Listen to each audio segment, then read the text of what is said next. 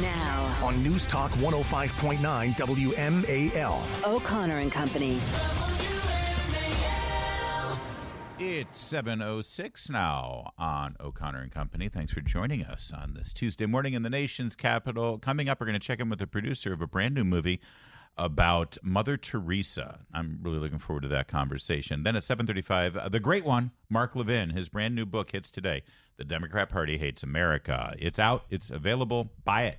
8:05, Representative Andy Harris of Maryland. And at 8:35, Brett Desovic. He handles pop culture issues there at Tim Pool's Media Empire on YouTube. That's Julie Gunlock. Good morning. This is Larry O'Connor. And Russell Brand, who is a British actor, has gone on quite a journey socially, culturally, personally, and politically. He used to, I believe he had substance abuse issues. Oh, absolutely. Many years ago. Yep.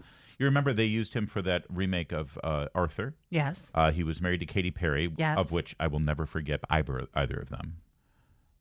I was supposed to marry Katy Perry. Oh, got it. I don't Okay, know if you great. got that. Well, you did much better. That's true. I'm not saying I didn't. Don't. Yeah, okay. All right. Anyway, now Russell Brand finds himself as sort of a new voice of kind of an alternate media universe. He's been able to create a very successful video podcast on multiple platforms. And part of why he's successful is he challenges the mainstream media's narrative yes. and the establishment. Yes. In fact, during COVID, this was one of the exchanges that I most appreciated with him and Tim Robbins, actor. So understand, Russell Brand is a comedian and actor, a movie star. Okay, so yeah. he's got relationships in all of those worlds. Yeah. And so here he was with Tim Robbins talking This about was great. COVID. That we start demonizing people that don't agree with our particular health policies and turn them into monsters, turn them into pariahs, say that they don't deserve a hospital bed. I think about, people that have made bad mistakes in their lives where they take too many drugs and they overdose, and that's totally their choice. That's totally their responsibility. Yet we take care of them. Yet we bring them to the hospital. Yet we save their lives because we're compassionate, because we want to make sure that people live. And this turned. It turned into you should die because you have not complied. That's incredibly dangerous. And of course, the compliance they're talking about is the vaccine. And it became that was a very real political message that you heard from the political left in this country, or the political mainstream that wanted everyone to comply with masking, with separation, with vaccines. If you don't comply with us, if you get sick, screw you, let you die. Later in that podcast, and he and Tim Robbins talked about the lack of contrition on the part of public health, which I thought was also very powerful. And again, I'm hearing it from these two. I'm not hearing it from any government official, aside from Republican lawmakers. Right. But I didn't hear that in the sort of pop culture space at all, except in this podcast. So he's a very provocative voice out there. That's right, and he challenges narratives on the left as a man who I would argue probably still is a liberal. He doesn't identify as a conservative. And so he must be destroyed. So there is a documentary being made with several women making allegations of sexual harassment and even sexual assault. Yes. Going back, I believe, 10 years. Yes. And the release of this has prompted many organizations from now, basically without him being able to say a word, without him being able to defend himself, without him being able to face no his investigation, accusers, with no actual investigation, and certainly no day in court, he is now being deplatformed across the board. And YouTube announced overnight, I think this hit at like 2 a.m, that they will demonetize his channel. He is not allowed to make money on his podcast on YouTube because of these because Believe All Women. This is how it works. Yeah. This is Me Too. This is Believe All Women. And I just want to be very clear here. When he was doing these things 10 years ago, 15 years ago, a lot of it was on screen.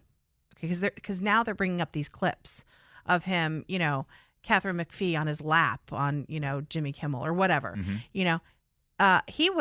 people were laughing. Oh, they loved him. And they were celebrating him. He was the body toast rogue of the, back then. Yeah, he was a body British rogue, right? Yes. And he was the toast of the town.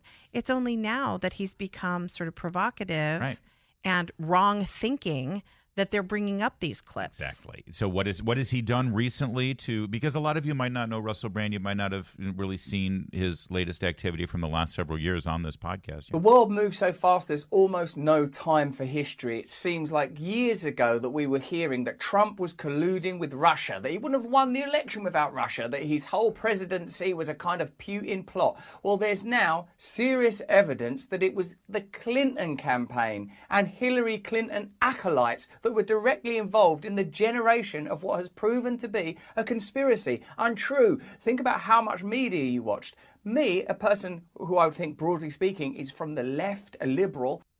Clearly he listens to our program before he goes on the podcast, but that's what needs to be silenced. Actually, his latest message has been about how Big Pharma has made billions of dollars during COVID-19. You know who better watch out? Bill Maher. Well, yeah. He's next. Sure. Here's a little bit more of Russell Brand and what he's been doing recently that caused now him to be not only deplatformed and demonetized on YouTube. His book deal is now on hold. He had a comedy tour that was planned. That is now on hold. This is what they can do when they set their mind to it. Which sounds great, but not all opinions are created equal. Now, listen here, Sonny Jim. You're not only making people not trust you, you're making them not trust me. I forgot this. This is him responding to a video from Brian Stelter on CNN back when Brian Stelter was still there. Which sounds great, but not all opinions are created equal. Now, listen here, Sonny Jim. You're not only making people not trust you, you're making them not trust me. Who just wing it, who make it up as they go along. And because figures like Rogan are trusted by people that don't trust real newsrooms. Well, like, why don't people trust me? They trust Rogan, but I'm perfectly trustworthy. Look how loose my tie knot is. Joe Rogan's irresponsible. He took horse maggot medicine the other day. Now tell me, sir, and don't tell me anything other than this. Should there be a war? Yes.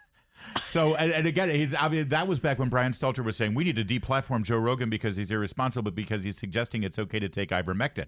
What have we learned about ivermectin in the last month? You know, court of law. It's perfectly safe. It is interesting, though, how we see these comedians. Dave Chappelle has faced this. You know, we see this among comedians who constantly test conventional wisdom or what has become popular. And this is another example of how just so establishment many folks have become. And then once these people go out of that little circle, that's right, how they're attacked. It's dangerous. For Russell these folks. Brand has openly admitted that he not only had a substance use problem, but he lived a very promiscuous life. Well, he says he was a sex addict. Yes, and so there are a lot of women who have a lot of stories about having sex with Russell Brand. He has already said he's been saying that forever. But he claims that they were all consensual. Apparently, some of the women now say that it wasn't all consensual. And because those women have now said it's not consensual, that's it. It's over. It doesn't matter what he says. There is a narrative out here I'm hearing among these women is that hurt feelings, not feeling good about themselves, feeling bad after relations with him. Right. That is not sexual assault. That is not. And he deserves to have a full hearing on this. But people have convicted him. Having hurt feelings, regretting your behavior, regretting these kinds of hookups is not sexual assault. And of course he was a cad and treated women horribly. Because that's the culture. And as you just heard from him, he was celebrated. Well, he's a liberal, and he was celebrated. Of course he was. And he was celebrated right up until he started saying things like this. For me, revelations that there are financial connections between energy companies in the Ukraine, energy companies in China, and the Biden family are troubling. That should be public knowledge. And it's even more troubling that Twitter and Facebook and the media at large deliberately kept it out of the news because they didn't want it to influence the election. What is democracy then? It suggests to me that democracy is, we want you to vote for this person, we don't want you to vote for that person. See, the drug addiction, the sex addiction, the degrading of women, the promiscuity, maybe even sexual harassment, maybe even sexual assault, none of that was a problem. The problem is what you just heard. That's exactly right. WMAL. Making sense of the news. Live from the Home Paramount Pest Control Studios. Home Paramount, the leader in pest control since 1939. Later this morning on the Chris Plant Show, a new study finds that married men and women with children are the happiest people in the country, and Democrats are the most miserable. 9 a.m. on WMAL. So Russell Brand still does have a microphone, even though he can't make any money off of it on YouTube. And but I know that he's also available on Rumble. And just for everybody who says, well, that's not, no more YouTube, we're going to go to Rumble. And I get that. That's fine. The problem is, and I know this for a fact because I'm in the media, very hard to monetize on Rumble right now, unless you've got a lot of like paid endorsements, like when you're reading an ad and things like that. But just in terms of residual ad income that YouTube can provide, because as big and as powerful and as good as Rumble is, it's still a drop in the water compared to YouTube's might. That's 1 billion people out there worldwide watching YouTube. And when he's got millions of subscribers, that's his income. Yeah. That's his income. And it doesn't immediately translate to Rumble in any possible way. There's another reason Russell Brand is such a threat is because he does not identify as sort of a right-wing firebrand. And there are a lot of people who maybe don't want to listen to people necessarily on the right or left. They're looking for sort of people who don't identify, like Joe Rogan, yes, like and Bill Russell Maher, Brand, like Russell and Brand. These people, and they're very I feel like Joe Rogan. Sometimes I'm really like, yes, go Joe, and then 5 minutes later, I'm like, oh, Joe, Right, exactly. But that is what's so interesting about these people. They do they inform people probably better than a lot of people on either side of the political realm. And they have avenues to people that, yep, absolutely. All right, so here's what like I said, he does have a microphone, and he used it to deny these claims, and he should have a hearing. But amidst this litany of astonishing, rather baroque attacks are some very serious allegations that I absolutely refute. These allegations pertain to the time when I was working in the mainstream, when I was in the newspapers all the time, when I was in the movies. And as I've written about extensively in my books, I was very, very promiscuous. Now, during that time of promiscuity, the relationships I had were absolutely always consensual. I was always transparent about that then, almost too transparent. And I'm being transparent about it now as well. And to see that transparency metastasized into something criminal that I absolutely deny makes me question, is there another agenda at play? Particularly when we've seen coordinated media attacks before, like with Joe Rogan when he dared to take a medicine that the mainstream media didn't approve of. And we saw a spate of headlines from media outlets across the world using the same language. I'm aware that you guys have been saying in the comments for a while, watch out, Russell, they're coming for you, you're getting too close to the truth. Russell Brand did not kill himself. I know that a year ago there was a spate of articles, Russell Brand's a conspiracy theorist, Russell Brand's right wing. I'm aware of news media making phone calls, sending letters to people I know for ages and ages. It's been clear to me, or at least it feels to me, like there's a serious and concerted agenda to control these kind of spaces and these kind of voices. And I mean my voice along with your voice. I don't mind them using my books and my stand-up to talk about my promiscuous consensual conduct in the past. What I seriously refute are these very, very serious criminal allegations. Also, it's worth mentioning that there are witnesses whose evidence directly contradicts the narratives that these two mainstream media outlets are trying to construct, apparently in what seems to me to be a coordinated attack. I love British accents, don't you? They're just the best. Really. Yeah. Anyway, but beyond that, he's very articulate. He can defend himself very well, as you saw it right there. Here's do you see the growing pattern of behavior from the political left in America? And let me be clear. Russell Brand, like I said, has a microphone. His voice is going to be heard out there. They're trying to demonetize him. He can't make money doing what he's doing, but you can still hear him. But when they try to silence him, when they delete him, when they censor him, when they deleted Donald Trump's Twitter account, if Donald Trump wants to say something, the second he tells a reporter, I want to say something, he'll have every camera he wants in his face. This is about you. This is about the listener, the viewer, the person who doesn't have that. And number one, clearly, if they can do this to them, they can do it to you easily, and no one will talk about it on the radio. No one will speak up to defend you who has just been silenced. But even more than that, freedom of speech goes two ways. It's not just the freedom of the person to deliver a message. It's your right and your freedom to hear that message. That's right. And that's what they're really trying to do here. It's not about keeping Russell Brand quiet. It's about keeping you from hearing him. All right? And this is the pattern of behavior. It's not about arresting Donald Trump and putting him through trials. It's about keeping him off the ballot so you can't vote for him. Right. If they trusted you, if they respected you, if they actually had any level of dignified understanding of their fellow man and we the people, they would say, well, listen, we would like to refute what Russell Brand said. So he said this, we'll say this, and we trust you and your intelligence to decide. But you know what? They don't. They don't trust you, and they don't trust your intelligence, and they don't want you to be able to hear these things because they're afraid of what you'll decide. Well said. In that case, it's 7:23. Now, On News Talk 105.9 WMAL. O'Connor and Company. 7:36 now. It's O'Connor and Company here in your nation's capital. Thanks for letting us be a part of your Tuesday routine. Coming up at 8:05, Representative Andy Harris, and at 8:35, Brett Tisovic from the Tim Cast Media Empire. Talk about some pop culture stories. It's Larry O'Connor with Julie Gunlock. And if you hear some urgency in my voice, it's because I want to get right to him. He is our colleague. He is our friend. He is simply the best. He's the great one. He's Mark Levin. Godfather Levin, thank you for joining us, sir. Larry and Julie, it's an honor. You're my first interview. Absolute number one, and I couldn't be more honored. Well, any kind of best-selling status you get from this point forward is all because of us. Can we agree to that? That's what I think. Thank you. I think it's mostly Julie, actually.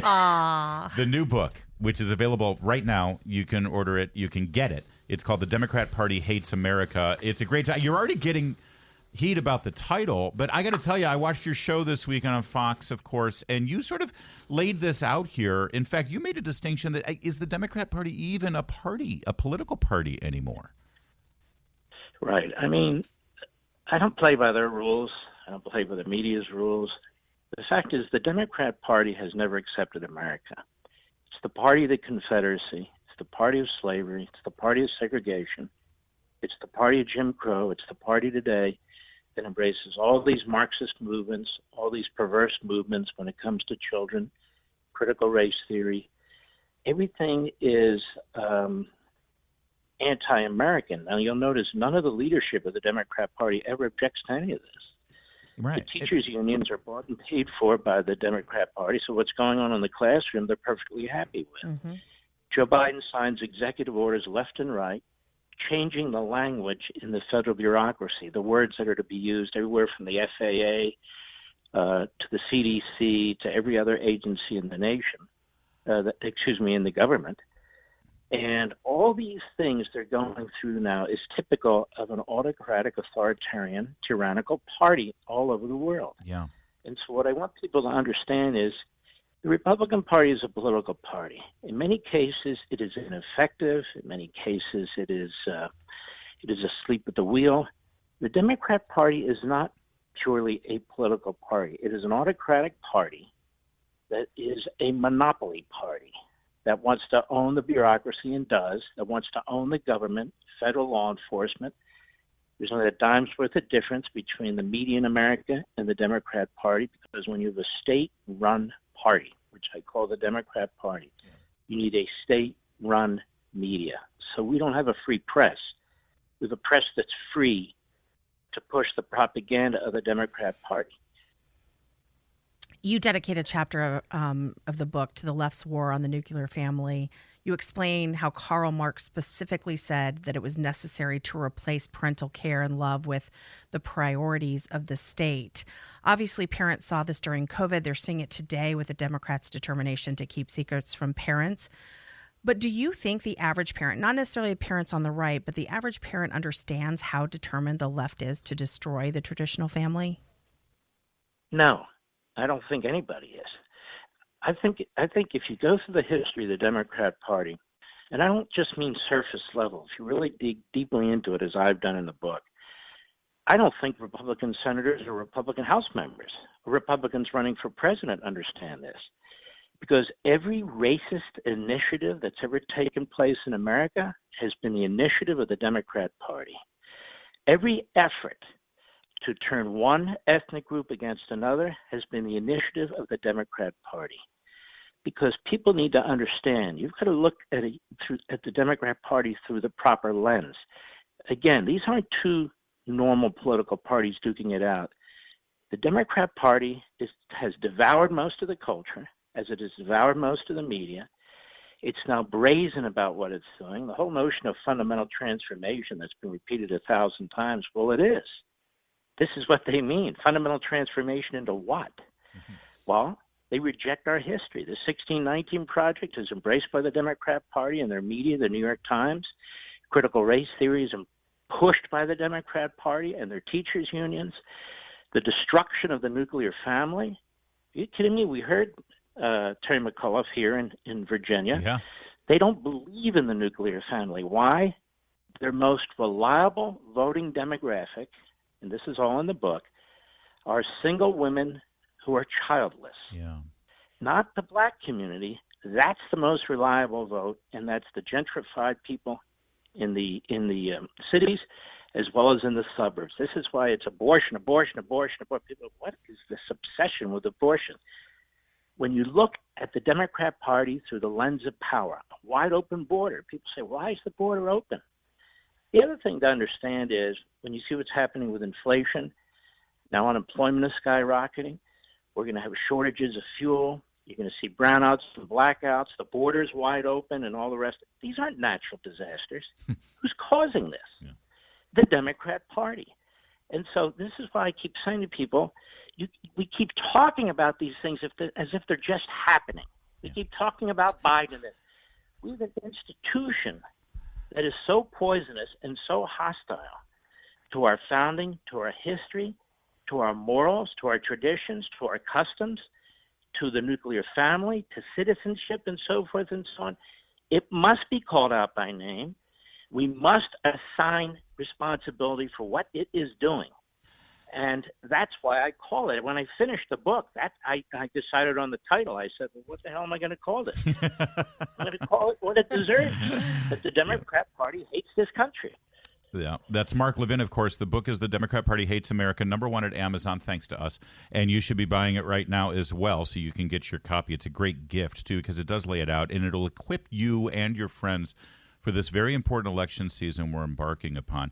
Mark, you make the point in this book that it's critically important because we know, there was a time when we had two political parties and they both said what they stood for, and when they got into power electorally, they would try to achieve it through political ends. That's not what these Democrats are doing. They try to achieve this outside of the Constitution. In fact, they swear to protect and defend the Constitution when they win an election, and then immediately try to undermine, if not completely alter and circumvent that Constitution. And that's so critically important because that is the biggest distinction. That's where the authoritarian creeps in. All these things they want to do, Mark, they want to do without the benefit of an actual vote or legislation. The massive bureaucracy, the fourth branch of government, isn't even in the Constitution. So we understand you need to have people enforce laws that are passed. But now this fourth branch of government is passing laws. All these changes to appliances in your home, changes to automobiles, they're not voted on. Nobody's voted for this. They took an act that was passed half a century ago to deal with the environment, water and air, and they have turned it, twisted it, expanded it, where they have all kinds of power to do all kinds of things, excuse me, as if the incandescent light bulb is going to cause pollution and kill people.